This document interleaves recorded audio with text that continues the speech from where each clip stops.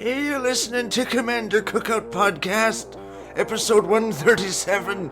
I'm Brando, I'm here with Ryan, and F.U. Joel, and today we're gonna regale you with stories from Vegas. Now hit our theme song!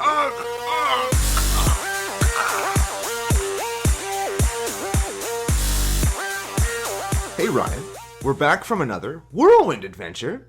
How you doing? Good, what's going down? Whole ton's going down. We're going to tell the people about our super exciting adventures in Vegas. We're going to talk about some game stories. We're going to talk about what we noticed, what we learned. We're going to talk to Joel. He's also here. Hey guys, what's up? But before we do any of that, we're going to thank our official sponsor, face-to-facegames.com. They're Canada's biggest magic store. Yes, huge weekend for all of CCO Nation that was at MF in Vegas. Well, I don't think anybody actually knows what the real hashtag was.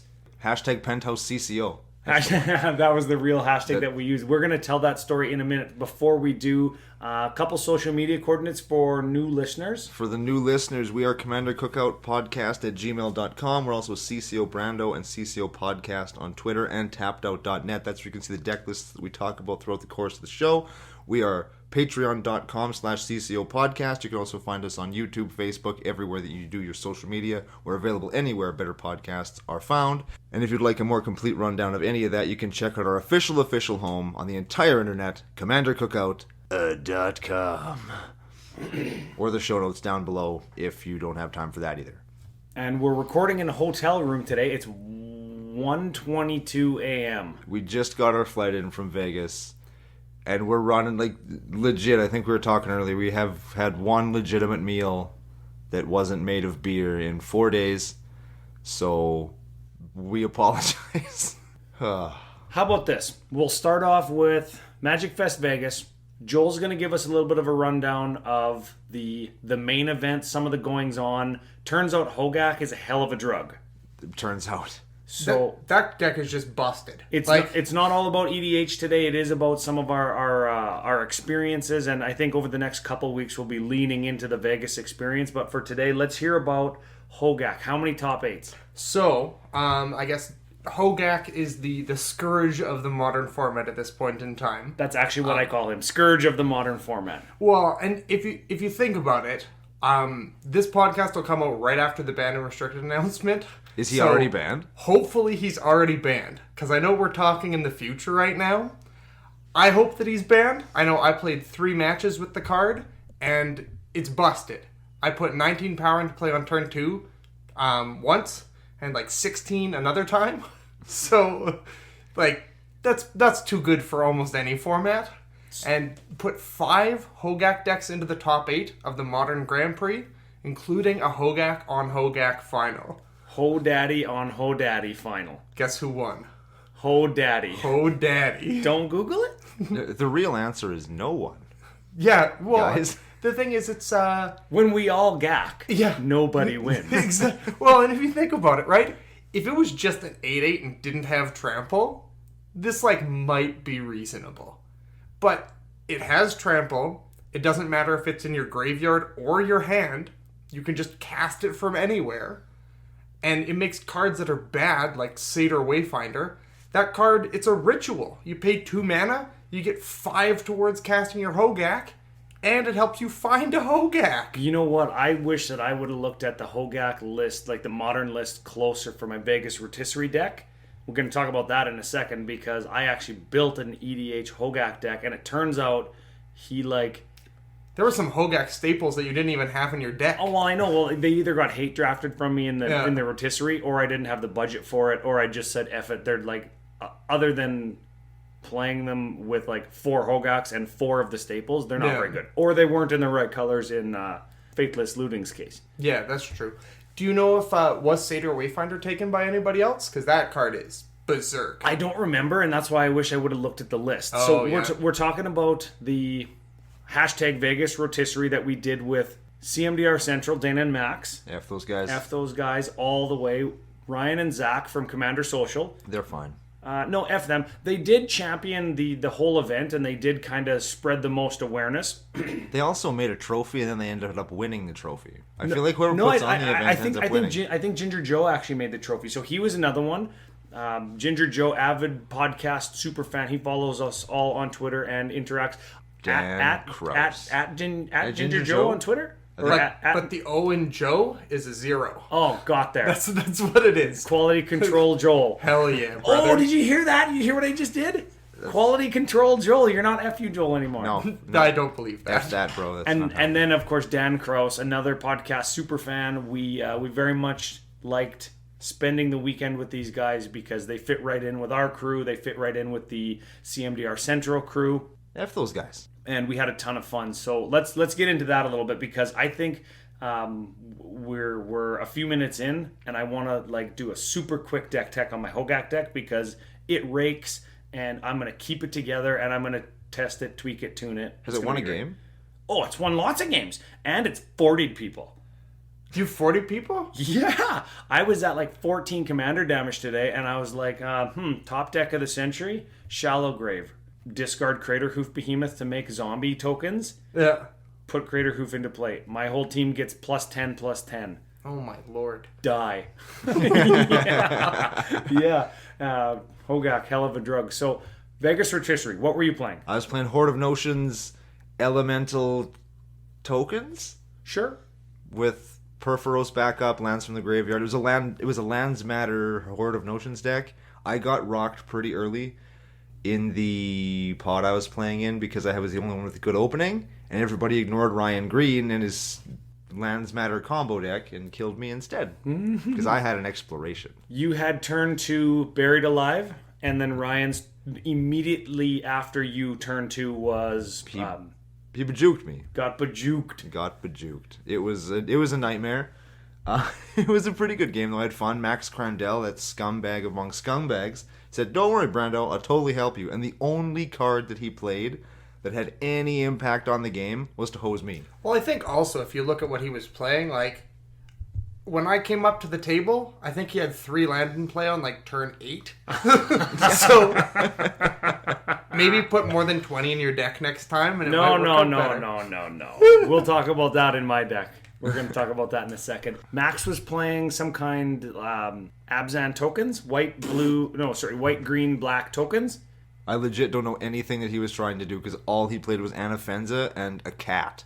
Oh, that's all he yes. played. Yeah, so I was going to say, so I am Anafenza correct, token. Yeah. So I am right, yes. Ryan Green was playing 5-color Golos Scumbag, and he actually won the pod that you were in with a time stretch. Take 2 extra turns. Yep, and then he won the whole thing with a time stretch. Take 2 extra turns. You spoiled it. Yeah, dude. That's what spoiled happened. Yeah. That's what you were going to say, and I just said it instead. And then the last one in your pod was Dan Kraus playing the Snake Lady.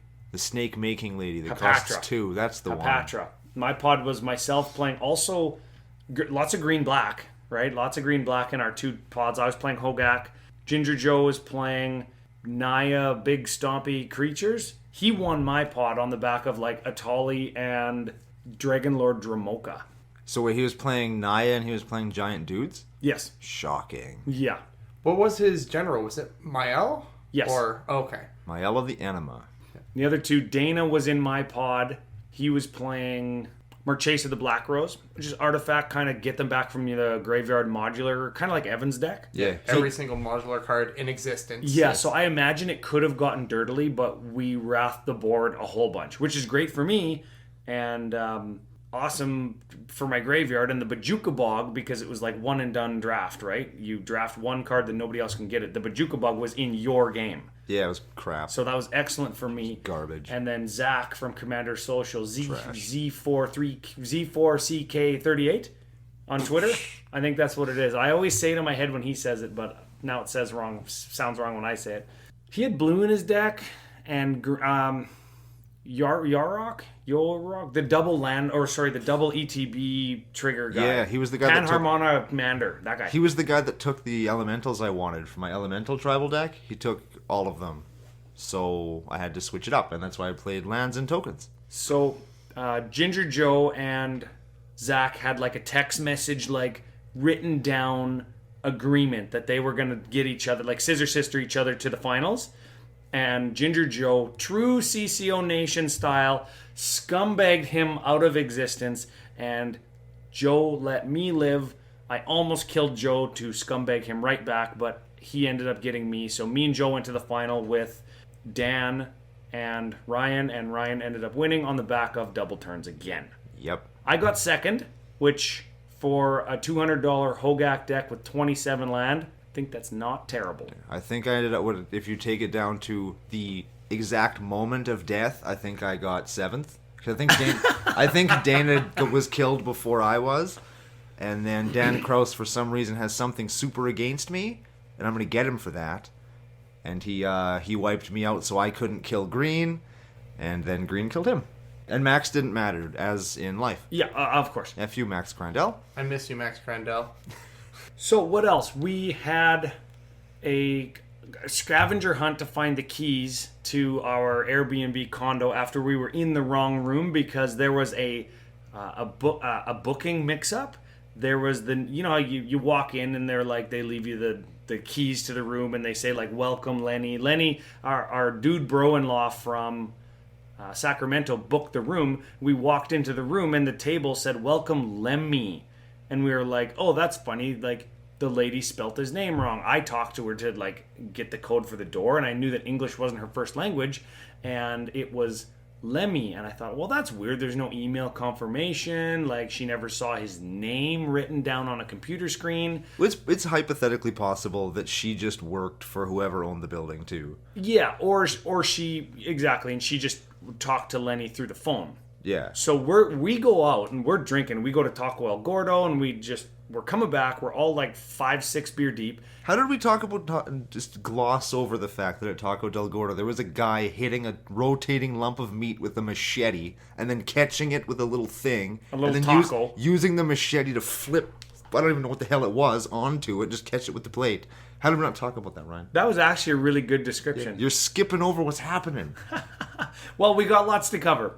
That all happened. The guy hit the meat with the machete. It went flying. He caught it out of midair with a taco shell, and then he used the same machete to scoop the green goop onto it. Oh, it's so damn good. That sounds like playing my Hogak deck. You just hit them until meat flies off, and you scoop it up with some green goop, and then you kill them. We didn't get killed, though, obviously. We just ate a delicious taco. Yeah, because I had Hogak. It's like Hogak Unite. Hogak Nation. Man, you're so hard for Hogak. The Hogak cometh. I don't know, like, once you play Hogak in a deck, you don't realize how absolutely insane the card is until you actually play it. Yeah, okay, like, so you read 7 mana, and you don't have to spend any mana. It's free! It's free, and if it dies, it's fucking free again. And oh yeah, by the way, it's got trample. Oh, it's so good. Well, the nice thing in EDH, too, is you just put it in the graveyard. Yes! Who cares? No commander tax ever, unless they bajuke you. I did get bajuked and scavenger grounds and Nile spellbombed in one game. So how does that work with Hogak then? Convoke and Delve are applied after commander tax is applied. So you can Delve and Convoke to pay for the cost of the commander tax. For sure, but are you allowed to pay it with non-Convoke or Delve mana? No, you still Yeah, have... it still has to be all Yeah, Convoke you still or Delve. can't cast Hogak by paying with mana. Okay, no, that makes sense. Which is fine, but I just played for Elf sure. Ball deck. Like, it's fine. You have enough dudes? Yeah, 100%. So we were in this room switch up, right? Lenny, whatever. We're getting drunk. We're just about to play some Magic. And like 7 girls walk in the door, or 6 girls, and they're like, what are you doing in our room? So you should let that breathe, man. 7 ladies walked into our room in Vegas. We're just about to play some Magic. Yeah. No, they heard us inside the room. In a dirty, rotten, sketchy Vegas hotel room. You got to paint the picture for these people, I man. think if we paint the picture properly, it's like we're on the first floor of a super ghetto building, and I was feeling very unsafe. The actual door to the patio wasn't even on the hinges. It stayed put shut. it on the hinges. It stayed shut with a broom handle. Yeah, dude. The door, you could tell the door frame around the door to get into the room. You could tell it had been worked on and kicked in at least once. Oh, dude. So this is our room. Okay, fine. Whatever. This is our room. When in Vegas, right? Yeah, when in Vegas, be a scumbag if you don't want to stay on the strip and pay 5 times as much. These girls are on the phone in the hallway already because they can hear like a bunch of sweaty, neck-bearded Magic nerds in their room.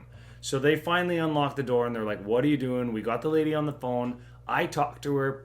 I say, yeah, remember, I'm not Lenny.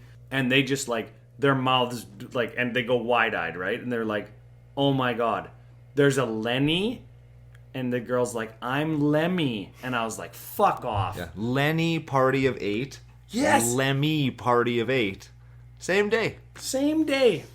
And we were just going to offer them to switch, but they're only there for a night. So we had to pack up our shit and go on this scavenger hunt because Lenny wasn't there yet with the instructions. He's just texting me pictures. And here's a building. And they're Here's in the middle lock. of they're in the middle of the burning desert. Yes. Driving, trying to like get a signal through to text us, and like, oh Jesus. So here's a picture of a lock. It's next door. This is the address because there's multiple doors with lock boxes on them because they're all condos.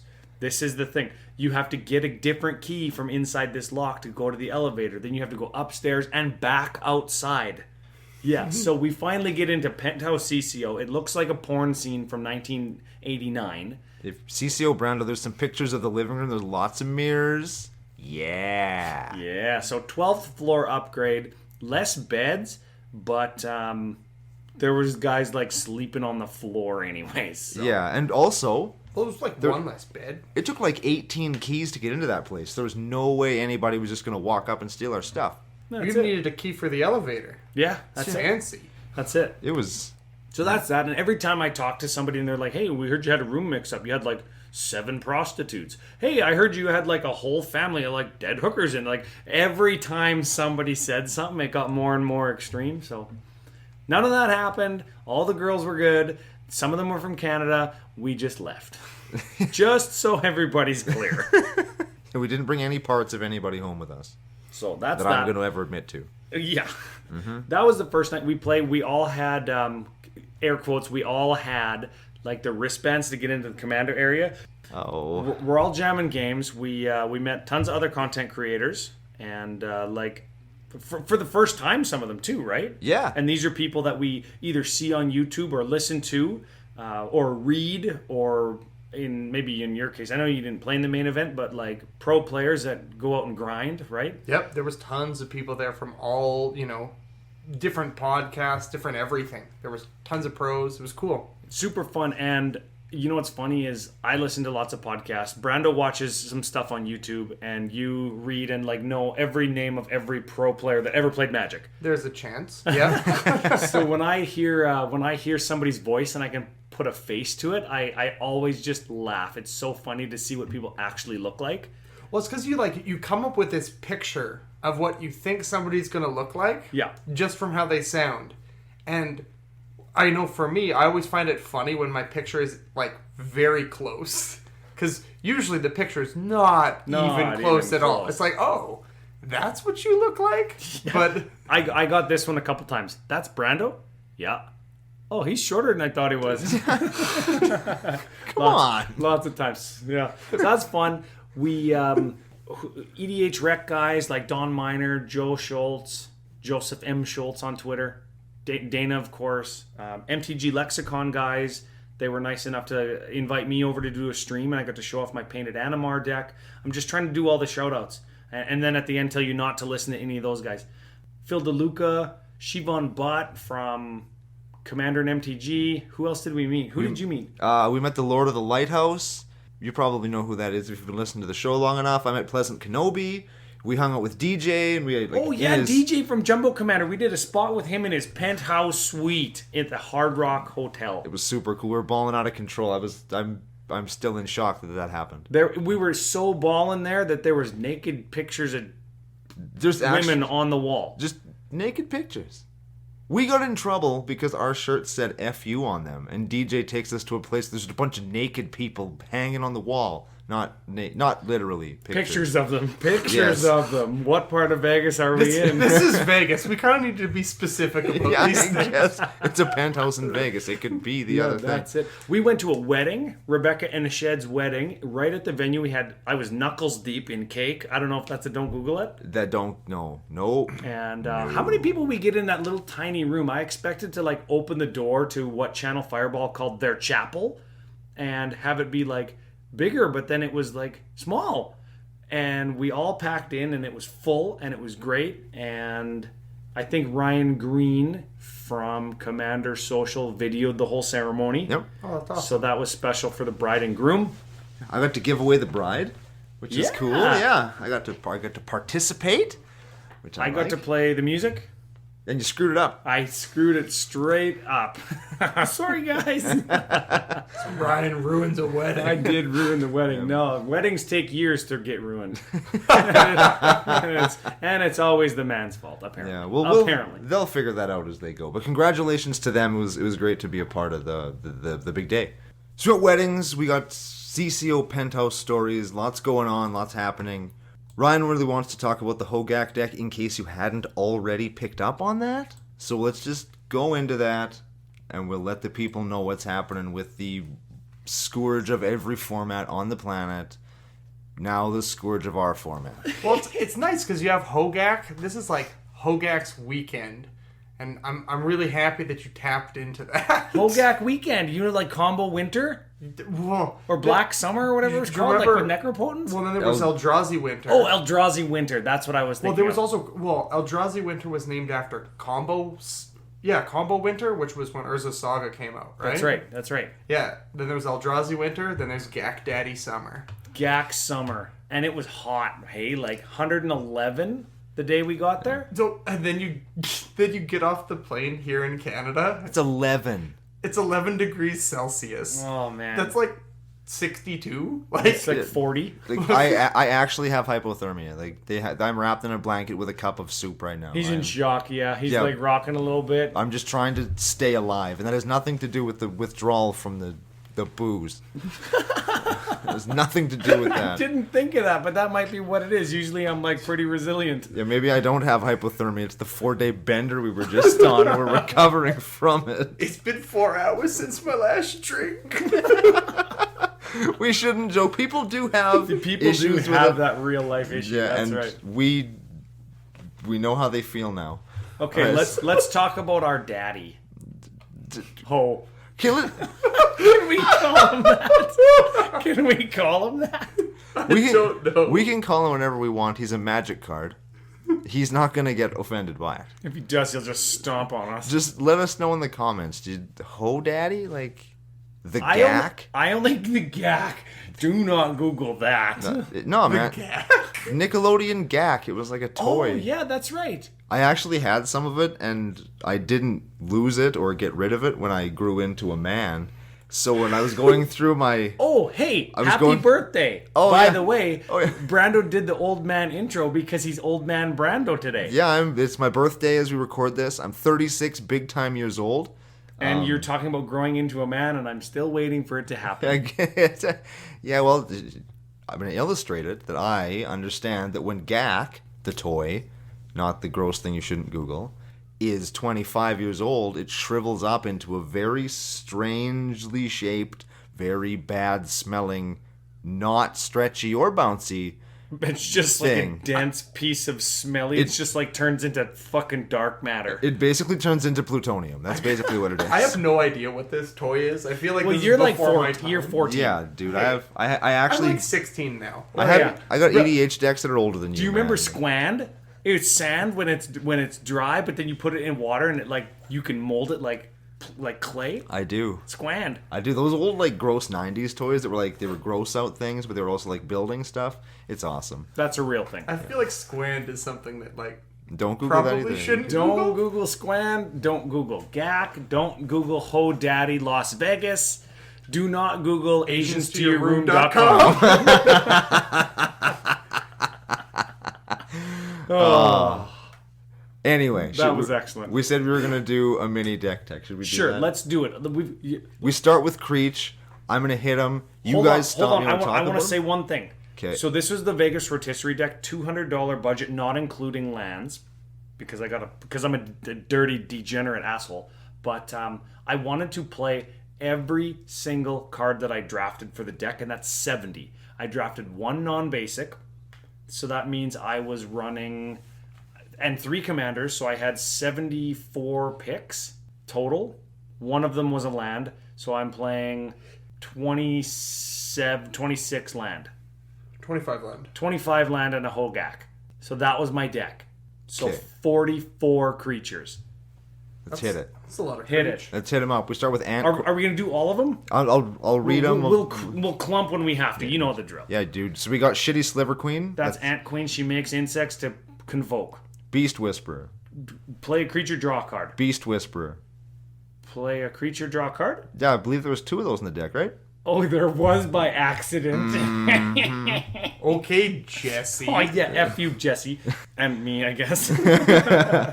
We got a bunch of elf ball stuff. We have Birchlore Rangers and Copperhorn Scout and Landwar Elf and all of the dorks that you would expect to see. Elf and They're all here. Fauna Shaman and all that kind of stuff. CDH Right? Staple, Deathrite Shaman. Yes.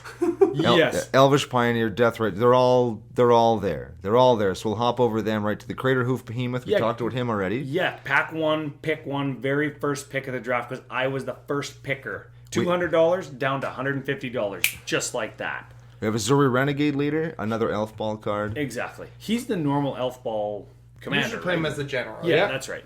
We also got a Ghoul Caller Gisa. I love her. It's great for Hogak because you're going to make all of your tokens to just cast them again. And you get your Gak back. Oh, you slay me. Get your Gak back? Get your Gak back. Gak back. I think that's another one. Oh, dude, check this out. You're playing Hogak, right? Somebody attacks into you. You're like, oh, dude, you're gonna die on the Gak back. Oh, Instead of the crack Can back? I put that on my sleeve? Any judges out there who don't want me to have FU on my sleeve because we got a guy giving the middle finger on CommanderCookout.com.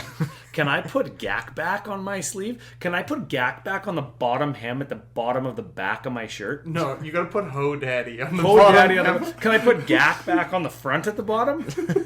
So it's like right where my belt buckle would sit? Absolutely not, dude. I was gonna say, like, I understand the entire FU thing. Oh, yeah. I feel like if there was a Gak back on the front hem of your shirt, Yeah. you'd need to turn that inside out. With like a silk screen print of Hogak.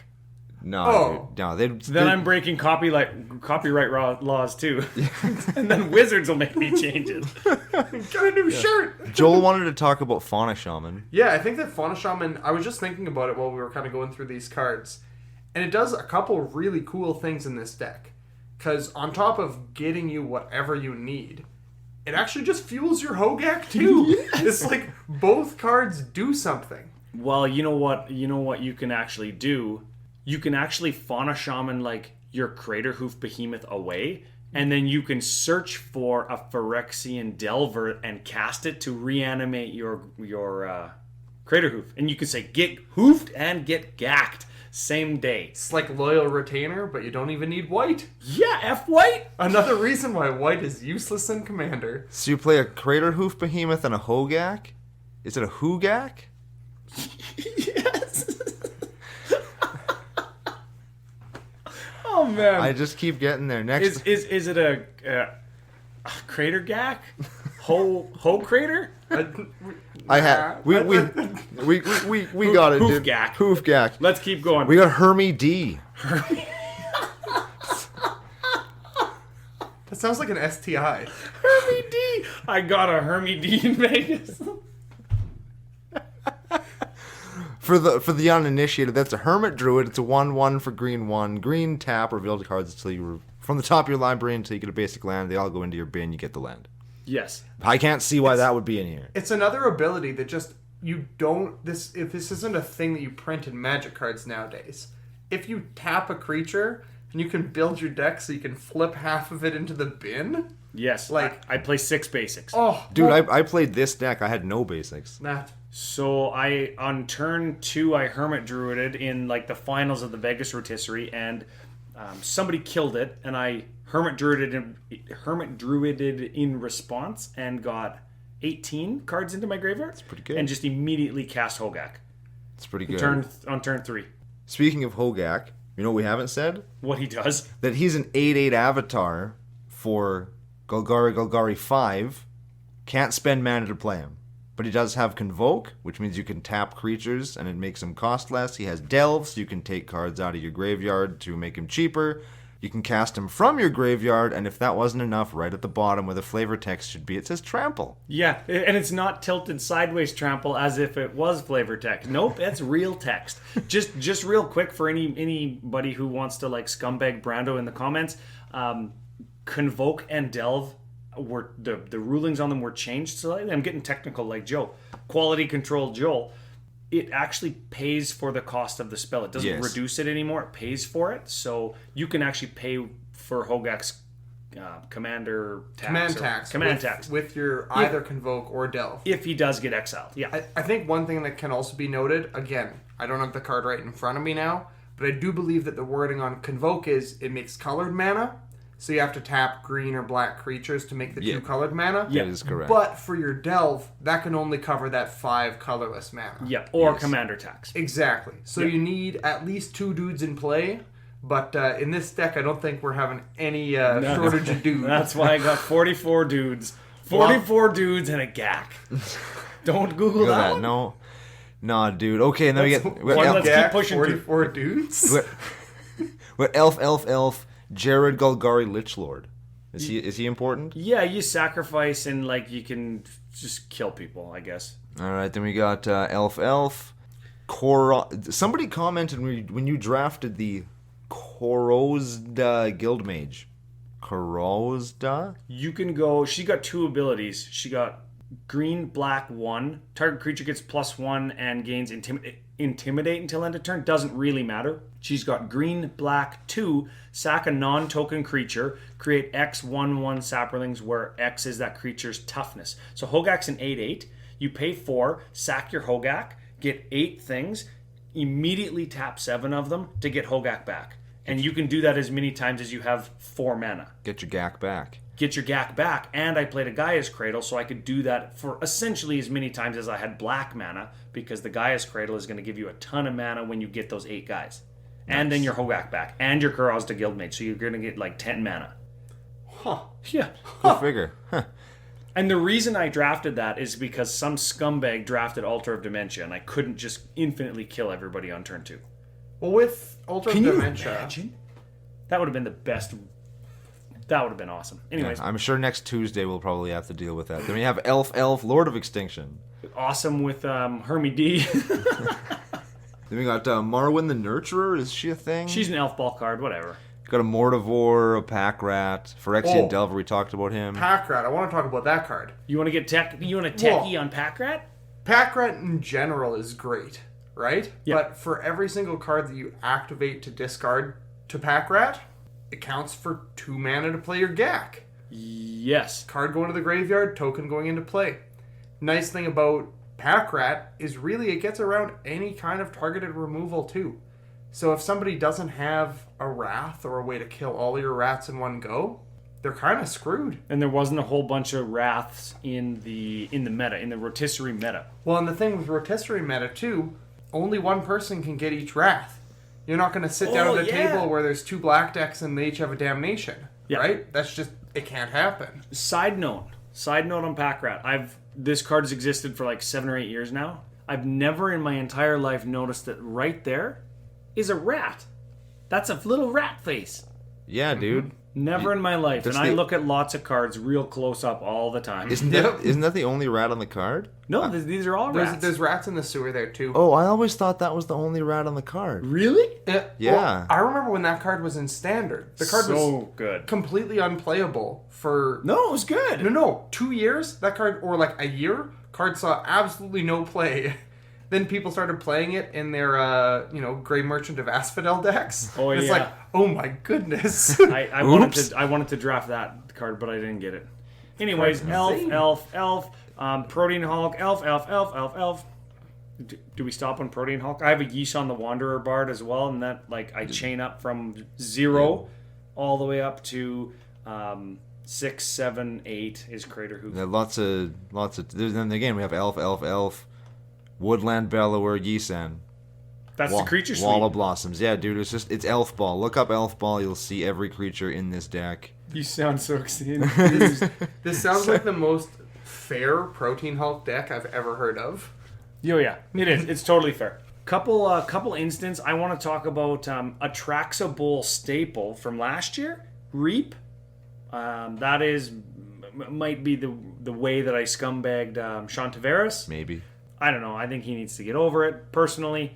Sprout Swarm, that's another Hogak card. And Shallow Grave. Top deck that.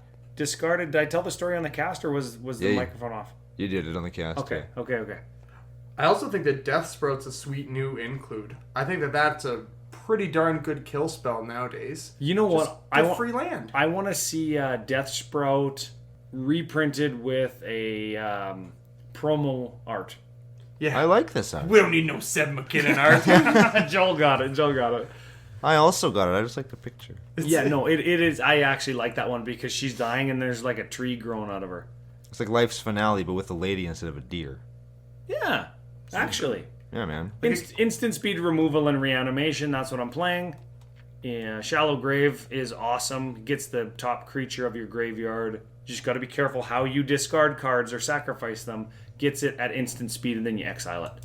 Final Parting, Living Death, Gerard's Orders, Natural Order, and Twilight's Call. Those are my big time sorceries where you missed Casualties of War, dude. You gotta mention it at least. Oh, I know. I was going to because it did work for me all day. But those are the first ones I mentioned, like the Final Parting and the Gerard's Orders, gets me creature to hand, creature to graveyard. And again, that's how you get your reanimation spell and your Crater Hoof. So your 26 mana deck can cast your 8-drop. So this Twilight's Call card, I thought that was just like a 6 mana sorcery with no text on it, Ryan. So we've got the story of how Ryan. Somebody tell the story because I'm tilted into another fucking dimension. So he's got the double Beast Whisperer going on. Okay, Joel, tell the story. You were there. So Ryan has stocked his graveyard. His graveyard is full of goodies. And this is only like, I'd say turn 5 or turn 6. There's literally one creature in anybody else's graveyard. There was 2. There was 2 in Ginger Joe's, and we were going to ranch the earth. Well, you had like 7. I had 7 or 8. I tweeted the picture. We'll find it. Ginger Joe had a It That Betrays and a Heartless Hidetsugu. Yep. It That Betrays and a... It had to be Heartless Hidetsugu. Yeah, because Heartless Hidetsugu, he cast it and it was killed the turn before. Yeah, so... Before it could even activate Nobody else had anything. My graveyard was... It was off the chart. So Ryan, taps 6 mana, starts to resolve a Twilight's Call. They're pulling creatures out of the graveyard. And that's when Ryan looks to his right and notices that one of his opponents had played a Grafdigger's Cage on turn 2. And when I said Grafdigger's Cage makes it so I can't cast creatures out of my graveyard, right? Thinking of Hogak. And Zach goes, yeah. And that was it. That's all he said. Well, with Grafdigger's Cage, too, I know lots of people don't realize it, but if you're playing Living End or anything like that, Living Death, those cards, they exile the things from the graveyard before they bring them back into play. So they get around it. So they get around Cage. But Cage's second part is creatures can't enter the battlefield from your graveyard or library. And I just spent 6 mana and a whole turn, and I said, go. Let me discard one of the best spells in my deck. Have a nice day. You're welcome. You know what? I still almost won that game because Hogak. Almost. Just Hogak things. So a couple new other cards I wanted to mention. Moldervine Reclamation. Enchantment for green, black 3. Whenever a creature you control dies, gain a life, draw a card. It's pretty good. That card has both saved me because of the life gain and also won me the game because of the card draw. I've cast it 3 times. It's great every single time. Dang. You got a Concordant Crossroads, a Necrogenesis, a Necromancy. We all know those. You play both Null Profusion and Recycle. Play a card, draw a card. That won you the game. This weekend as well. Yeah, Null Profusion. Null Profusion definitely won me a game. Then we got a Zombie Infestation and a Sylvan Library. Zombie Infestation, I can't imagine why you would play that. Yeah, double feels Hogak and lets you cheat your Crater Hoof from your graveyard to the battlefield because you discard 2 cards to make a 2/2 zombie. Yeah, dude. You really like that card, hey? That's a great card. I know like every black deck that you build usually has a zombie infestation in it. You know what's funny is my black zombie deck doesn't actually have one in it. Really? Yeah. Okay, Joel, close the list on your phone. Quick, fast. It's closed. Okay, now don't look at this computer screen. I can't even see the computer screen. There's 4 artifacts in this deck. What are they? Okay. Lightning Greaves? Yep. Sol Ring? Yep. Yeah. You said Altar of Dementia was taken. Yeah. Also, how'd you get Sol Ring? Oh, everybody gets gets Sol Sol Ring. Okay. Everybody in the whole rotisserie got these 4 cards. So I just put them in my deck. Okay, so we got Lightning Greaves, Sol Ring. Is there like Swiftfoot Boots? Yeah. I don't know what the last one And is. everybody got this Oh. in their color. Signet. Correct. Or was it a Keystone? No, it's a Signet. signet. It's a Signet. Yeah. So you Yeah, got 'em. see, like, I was going to say, I didn't even look. And those, the Sol Ring was kind of a lucky one. Because, Yeah, you Yeah. know what? They wanted to avoid like the person who picks first in the draft just takes Soul Ring, and then the second person having to spend like $100 or $200 of their budget to get like a mana crypt. So they're just like $200 budget, so you can't pick big mana, and you get a Soul Ring for free. Well, and I think that's fair. Like, Sol Ring as a card is completely unfair and not on the power level of all of, like, if you look at EDH decks, it is the most powerful card in probably every deck. there's a reason why we do the milk list and just ignore Sol Ring. There's a reason we do that. I think the thing with the card, though, is it's become such a staple. It's been in every product. Every new player knows that if they have their Sol Ring in their opening hand is gas. Yeah, Right? Oh, hey, bro, you like turn 4? How about turn 2? You turn 4. But that's card disadvantage. I don't like that. It's one less card in my hand. Shut up, noob. Brando mentioned the milk list. We haven't done a milk list in a good long while. Should we do one? Sure. Man, dudes, I'm so sorry. My feet are real smelly. That's not your feet, dude. That's my feet. Is that your feet? Oh, my feet smell like... You are a piece of garbage, dude. I'm just leaving this run. I was gonna stop it, but That's I'm leaving our it run. You can decide if you keep that in or not. Communist Kasha. Feet smell you. Feet smell you. Okay, milk list. Got it up. As per, I got the whole Gak Daddy milk list up. As per EDHREC.com, I haven't said this for a while. As per EDHREC.com, the milk list is every popular card in every converted mana cost from 0 to 13 in each color combination. Today, green, black, or Golgari, or as the kids say, Gak Daddy? sure. Is there another name for it? We're going to look at how many cards see play at each converted mana cost slot and ask ourselves, do we play them in our deck? Starting at the 0 drop slot, Zuran Orb. No. Who plays Zuran Orb in Golgari? Is that a thing? Yeah, I dude. think if you were trying to do land combo, like, do you play Zuran Orb in, like, My lands deck. or like the frog dude? If only there was a black and Yeah, you green probably frog played that cared about land. Yeah, eh? sack a land, gain 2 life, draw a card. It's probably good, right? It probably sucks. Ribbit. Okay. I'd never play that crap. So we ignore Soul Ring at the 1 drop slot and we look at the other 1 drops. So the other 1 drops are Skull Clamp. I'm not playing it because somebody hate drafted it. Oh, Skullclap would have been so good in Oh your yeah, deck. it went like round 1. And Deathrite Shaman, which was my round 2 pick 1 pick. Or pick 3. I think in this format, what were you guys allowed to do with your lands? Because it looked like you The had... land-based rules were ridiculous, and I'm still salty about it.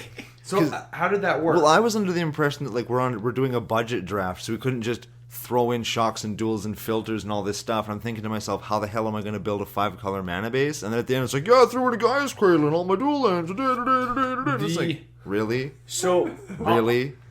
how it worked was there were some members of the rotisserie, because it was for charity, wanted to donate their decks. Yeah, there was 2 of them, right? Yeah, Dan and Ginger Joe donated their decks, and that's awesome. And they didn't, like, the will of the council essentially was, don't make them play something suboptimal because they don't have dual lands to put in and then donate like $1,000 worth of mana base. Yeah. So the rule was if it did something that wasn't produce mana, you have to draft it. So I asked the question, okay. what about fetch lands? And they said, well, no, because they're pretty expensive. So I said, what about Gaia's Cradle? Well, if you have one, like, I don't know. Yeah, Cradle's fine. Yeah, what about Dual Land? Like, I put Dual Land and Cradle in mine. I didn't ever play the Cradle, but I did play the Bayou. Yeah. So, I mean, it was fine. And you still had a fine mana base. Yeah, I did, because I'm good at that. I also played 51 land and 11 rocks. It's ridiculous. Oh, yeah. Remember last episode we said there's like 40 land or 60 land in both of our decks, but we're not going to tell you the distribution? Yeah, I had 20, you had 50. Whatever. Excellent. Milk List. Golgari Signet. Of course we're playing it. Putrefy. No. At the 3-drop slot. Jared Golgari Lichlord at the 4-drop slot. We did get that How one. is that the 4-drop, like, most played Golgari card? I would say that... Is he a popular commander? I bet he is. Yeah, he's a badass. He's really good. Sack a dude, he gets bigger equal to the dude's power or whatever. Doesn't Dude's he... bigliness? Doesn't he... Not drain, but doesn't he hurt everybody for the... You can also play him from your graveyard, I think, I right? thought that's how he worked. You can get him back from your graveyard. Here, let's give him a read because he's unique. Green, black, elf zombie. Ooh, And he's an elf. He's an elf zombie. Yeah. So he is a 2/2. Jared Golgari Lichlord gets +1/+1 for each creature card in your graveyard. So he's thick. Oh, you mean right there? That's why he's good. Yeah. Green, black, 1, sack another creature. Each opponent loses life equal to the sacrificed creature's power. Oh. Bro. Yeah. Okay. I feel like I've never read this card before. I remember it being in standard and nobody playing it, so I just never read it. I've lost to this card alongside Mazarek Crawl Death Priest a whole bunch. Oh, yeah? Yep. And this was good for me once where it was like Crater Hoof just because I needed to Living Death to kill somebody else's board. And I got a Crater Hoof back into my into play, but only like on +5. And I already attacked. Yeah. So it was like sack, take 10. Yeah. Yeah, and then the last thing is sack a swamp or a forest, return Jared from your graveyard to your hand. Because he needs There you more go. abilities. Yeah. Grom needs more good commanders. Get on that, Wizards. Yeah, so 5-drop, Acidic Slime. Nah. 6-drop, Grave Titan. Nah. That'd be good. 7-drop, Butcher Malakar. Nah. Terastodon at 8. Nah. In Garrick's Wake at 9. Nah. Kozilek at 10. Nope. Ulamog at 11. Nope. It that Betrays at 12. Nope. Emrakul 2 at 13. Nah. Emrakul as well. Emrakul as well, yeah. Nulrakul. That does it, right? Numeracool, yes. Sure. No Dracos. No Dracos in this milk list. Why don't the Golgari guys play Draco? What do they have against Draco? They're just smart. Dracos for the mono black players that want to play Old Volrath. So that's the deck. That's the Vegas Rotisserie experience and story, and it was a ton of fun. And there was 2 rounds, and I'm happy we did it. I am too. And we donated a whole bunch of cards and a whole bunch of money. And CCO Nation was a very big part of that. Yeah, we helped the kids. We had lots of CCO Nationalites around the table, taking pictures, making jokes with us, watching. It was a great time. Oh yeah, watch the Twitter feed for some of the pictures. And I guess watch the Facebook page because we did an open flippy on the strip. Yeah, we did. Right in front of the Bellagio with the fountains and music and stuff in the Open back. strippy. Open strippy. Don't Google that. Do not Google that one. Jesus. Oh man. So that was a ton of fun. What else do we got to talk about? What else happened? Favorite memory. Favorite gameplay memory of the week. Let's end on a high note. It's tiring. Oh, hold on. We're I tired. think you guys both think about that. I've got one more thing to say. We entered the week fresh, ready, roaring to go, and there was a noticeable difference for me from day to day. Lack of nutrition, lack of sleep, copious amounts of booze. By the end of today, when people were talking to me or like reading cards in games to tell me what they were doing, I had to like forcibly make myself pay attention to them because I would just be looking at them or the cards and just not hear anything except like the ambient convention center noise. So if you're gonna do one of these, like make sure you at least plan to like hit up a grocery store or Bring a water bottle. Bring a freaking water bottle. That was my biggest thing. I didn't bring a water bottle, and that killed me. Yep. Yeah. It's like, oh yes, I guess I'll spend $4 American on a bottle of water. It's $36.50 Canadian. Yeah. I can't afford that. That's like 6 hours of work here. Yeah. In the dry Vegas heat and then the dry air-conditioned air. Yeah, I was so... I don't even know what it was when I was playing a game with Joel today that my hands wouldn't... I couldn't manipulate cards. I was shaking, and it was awful. You compensate for all of this lack of nutrition and sleep with copious amounts of caffeine too, right? Yep. So when I'm signing a playmat, I put a shitty signature on Rebenda Dick Heinlich's playmat. I'm sorry. It still looks like my signature, so you still got it, but sorry. Well, and I think people's play as well also just went like through the floor. floor. I couldn't even do crater hoof math by the end of the day. There was like misplays that are just things that you would never... You would never in a million years. Yeah, like a Grafdigger's cage. Yeah, you would notice. Twilight Skull. It wasn't even hiding behind the chip bowl. Oh, dude. I did have chips for supper one day, and then I had the chips for breakfast the next morning. With breakfast, not beer. Yeah, we did not have beer for breakfast. We definitely did not drink beer for We're breakfast. responsible adults. Yes, I we definitely are. didn't have any beer before the Commander party as well. We didn't even talk about the Commander party. We weren't there. Yeah, we didn't go. We went to the strip. You don't remember being there. So I there's wasn't no there point, right? either. My mind was like, just gone. Gone. Yeah, we I was were probably the drunkest guy at that party. we were gone. Oh, The most shocking. responsibly intoxicated Yeah, guy. dude. Oh, 100%. Yeah. Also, 100%. be real careful if you're gonna do what we say, not what we do, and take care of yourselves out there. Very important. Or do it responsibly. That's yes. right. Like it makes it sound like we're just out there like pouring booze into our faces, and we were, but we're trained professionals, and we've been doing it for a long time. That is a big thing, right? Especially for the younger listeners or the parents who are listening. It's not just like a booze fest. We're meeting friends that we see once or twice per year, right? And we are in a private location in our condo with like regulation building code height railings, right? And it's all in fun. It's not to go out and get hammered and ranch on people with gack. Yeah, if you're gonna go out and do this, do it responsibly. It is very important, and it's not all about the. It's a joyous occasion that doesn't have to mean you're drunk the whole time. King of the segue. Okay, so it's about a joyous occasion. What was your most joyous game occasion? That's what you asked a couple minutes ago. Oh, I was there. You were there. We were there. It was the end of the game that we played with the new couple, Rebenda Dick Heinlich and Eshed Heinlich.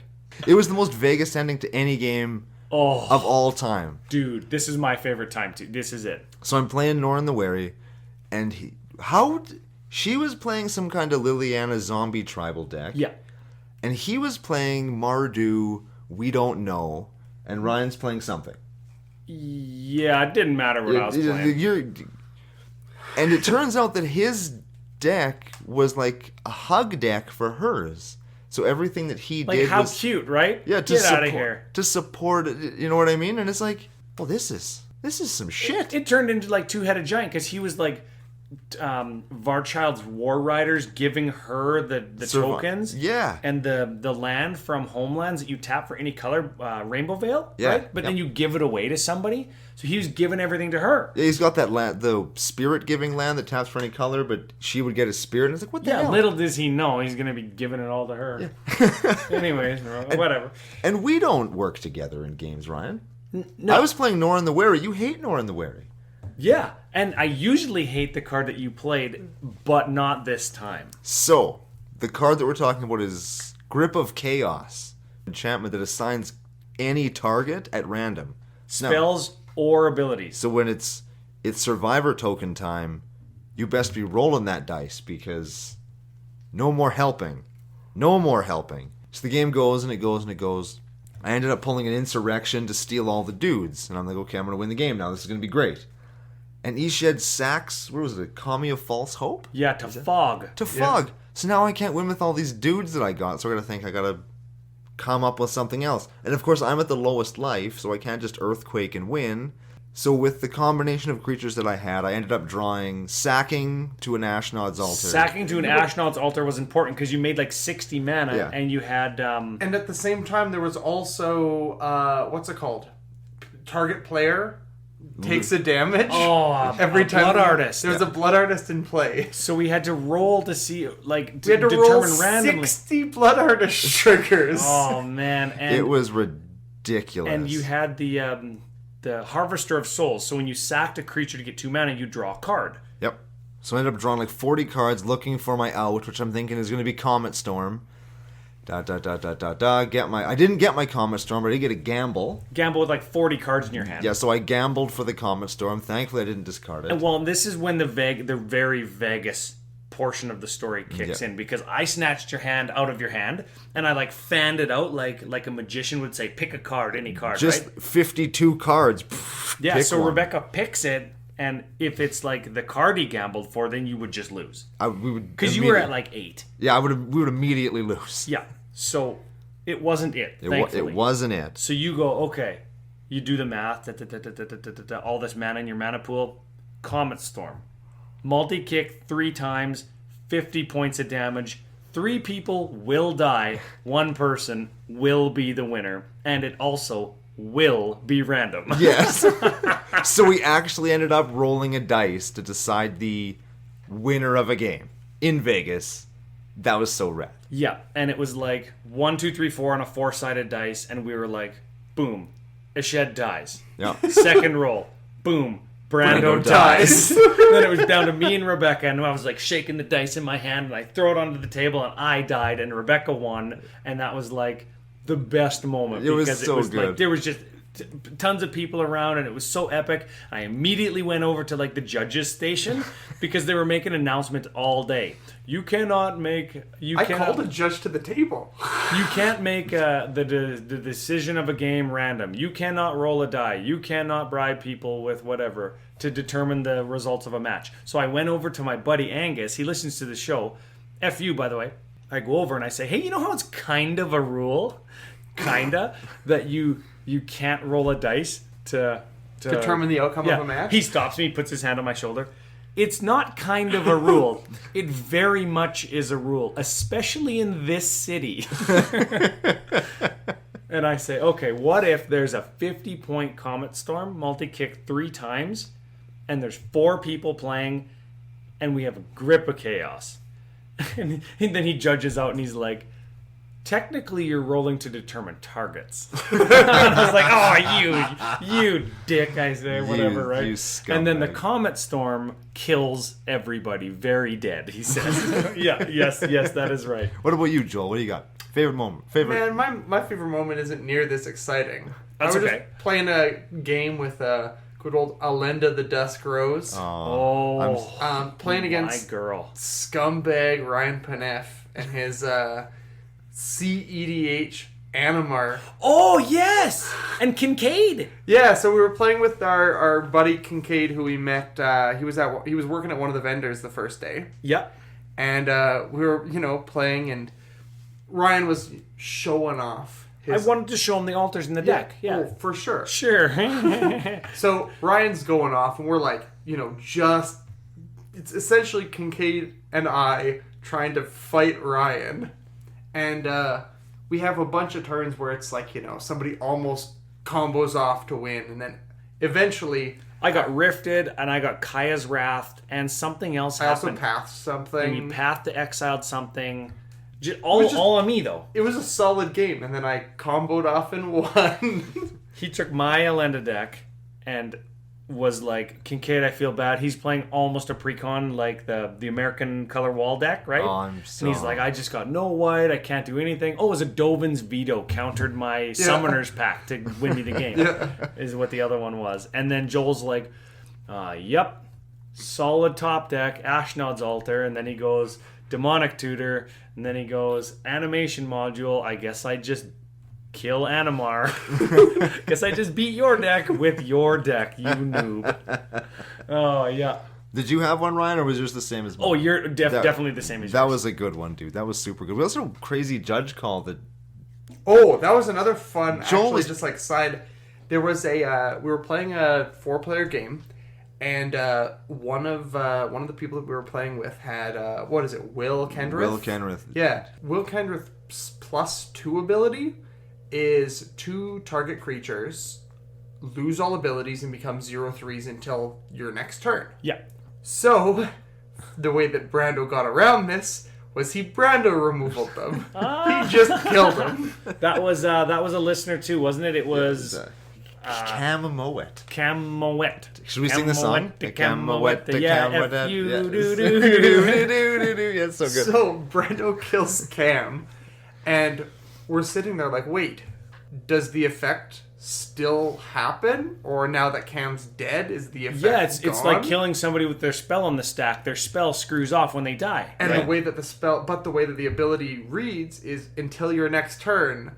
Like, they're this until your next turn. And he ain't getting no more turns. We're just sitting there, it's like, does it last forever? so we call a judge over. It lasts until he starts the next Yeah, game. until the next Hey, game. Cam, go jump in a game just over there so we can fucking So you play. have another turn, please. Yeah. Judge comes over. Her kind of initial reaction is it's one of two things. It's done right now, or it finishes when it would be his turn. And this is all during Brando's turn, when he's going off. Yeah, like I'm gonna, regardless of what she says, I'm gonna win the game. I'm winning the game right now. Like, none of this matters at all. Doesn't matter. Judge calls her at instant speed. Split second. Yeah, split second judge call. Nobody So- can do anything, and nobody wants to just like, oh yeah, I guess I'll just scoop. Everybody wants to find out what the answer Well, is, right? it's a weird call. I've never thought about that when it happens. So Judge leaves. They actually sit down and talk about it and are going through the rules. Yeah, there was kinda 3 or looking 4 through. judges No all way. doing this. About 5 minutes later, she comes back and she's like, I was right. It's man. when it is his spot on the table. So when it would be his turn is when the effect goes away. No way. Yeah. I love stuff like that when the judges have to ask judges. That's the best. Well, it's one of the things that as a judge, there's like, it was rule 800.4 like J. K. Yeah, Because the joke was it's H401K or whatever Yeah, it was. so yeah, it was. The rule, if you want to look it up, is 800.4K. And it actually, like, there's really no way for somebody to know every single rule, every single subsection of everything, Oh yeah, right? no. Yeah. That's why the one thing that you'll see judges do nowadays is they have phones. Yeah. Almost all the time, if you have a question, you ask them, they'll either have the answer or they'll figure out the answer for you. Yeah. Which, that's one thing that I really liked about that entire Commander area, is there was judges that were there just to fix your Commander problems. Yeah, there was like the cat herding judge team where it's like you walk up with your 4 vouchers and the judges will be like, yep, come this way, we'll put you at a table. And then it's like, if you guys get all unruly with your weird commander thingies, we'll help you herd back. It's The like a brave herding souls, kittens. hey? You're all just like, help us! And that's it. Where the judge is at? So the moral of the story is we had like a 15-minute judge call in the middle of this game when I was just gonna win anyway. But judge calls her split second, kids. That's You it. That's actually a good place to end on because it's like 2:30 in the morning. We should go to bed. Give us returning guest Joel. Thank you. First one ever. Yeah, thanks for being here. Hell yeah. Hopefully brothers. it's the last time you come back. What? This is, what did you call me earlier? I've upgraded from FU Joel to Quality Control Joel. Quality control Joel. That's how you have to sign cards now. And he's Ryan, what? pull the switch to open that trap door under Joel's chair. So there goes Joel. He's gone. This has been the first ever CCO hotel room recording Yes. post-event. CCO on location. Oh yeah, that's it. Watch the Twitter feed for some cool little updates and quirky things. Watch the face-to-face-games.com content section. They're Canada's biggest magic store. They are our sponsors and Canada's biggest magic store. We appreciate them. We would appreciate if you check them out because they are going to do some little spots, I'm sure, on Magic Fest Las Vegas. And we've got some short little like Facebook and YouTube content coming out. Some open flippy stuff, some stuff on the strip, and it's just a lot of fun to include you guys in that. And we would very much like if you told us if you liked it, because then we can do more of it. One of the other big things, I guess, just real fast, we did get to meet tons of people who listen to the show. And for This anybody... actually sounds like a final thought of the day. Send us out. Yeah. And for everybody that came up to me or Ryan or Joel, we'll find him later. Or Smitty or anybody. Thank you so much for coming up to us. It really does make us feel good. And you guys are listening to us and you appreciate what we do. And we appreciate you always being here and supporting us and allowing us to go to events like this and feel like big time members of the community, because that's how I felt for the last 4 days. Wait. I just thought of my favorite moment. My actual favorite moment. Hit him with it, Ryan. F.U. Smitty sits down to play a game in the Commander area. And he plays the whole game. And he comes over to where we were sitting. And he says, hey, I just played a game against this guy. Everybody seemed to know who he was. Who's this guy? Josh LaCroix. Oh, man, that blew me away. I laughed so hard. So, F.U. Smitty played against Josh LaCroix in the not command zone. Yeah, in the Lord of the Lighthouse himself. That was my new favorite part. That's it. Sorry I interrupted your final thought. Go ahead. It was worth it, dude. It was worth it. So thank you all again for being here. Thank you for being with us over the last few days. We really appreciate it, and we are going to be back again with you again on another episode of Commander Cookout Podcast. Hit our theme song! Boom!